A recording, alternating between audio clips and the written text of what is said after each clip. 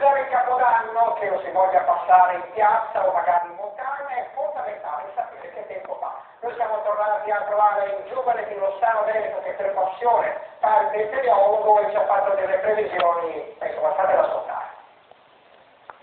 Pioggia per Capodanno, di nuovo neve a bassa quota nei primi giorni del 2010. Previsioni fai da te, ma alquanto attendibili. Per capire cosa ci riserverà il cielo da qui all'Epifania e anche oltre, siamo tornati da Alessandro Marcon, lo studente universitario di Rossano Veneto, che in casa ha realizzato una stazione meteo per raccogliere dati che pubblica e analizza sul suo sito internet.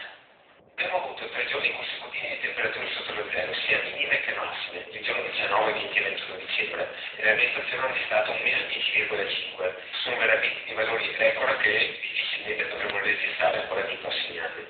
Per Capodanno, brutte notizie, e già da questa sera avremo una perturbazione in arrivo con temperature autunnali. Il limite neve si alzerà addirittura a 1800 metri e avremo pioggia per tutta la notte, quindi peccato.